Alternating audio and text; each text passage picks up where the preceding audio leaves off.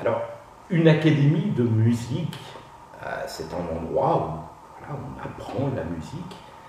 Et généralement, on pense, voilà, on va apprendre à jouer un instrument pour pouvoir ressentir du plaisir, de l'émotion. Oui, c'est ça, l'académie de musique, mais pas que. La musique, c'est pas uniquement de l'émotion. La musique, c'est un moyen de comprendre le monde. Et la musique, tout comme les mathématiques, ou bien la physique, ou bien autre chose, c'est quelque chose d'absolument universel. Et à ce cours d'histoire de la musique, on va voir un biais particulier de la musique qui est son histoire. Comment la musique a évolué, comment était-on musicien au Moyen-Âge, comment était-on musicien à l'époque romantique, quels ont été les compositeurs, comment ont-ils fait pour composer, quelle a été leur histoire. Voilà, c'est un cours d'histoire. Mais on parlera aussi de la musique comme une géométrie.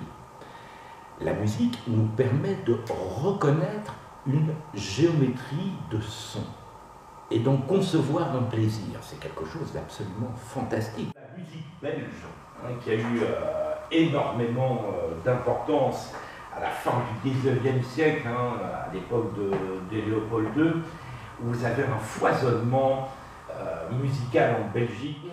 Et ce que je voudrais vous faire entendre, c'est un extrait de sa symphonie concertante. C'est Joseph Jongen.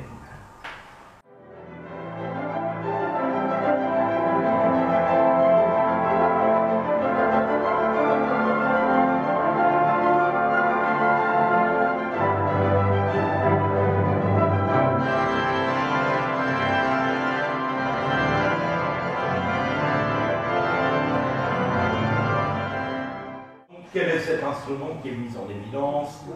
L'orgue.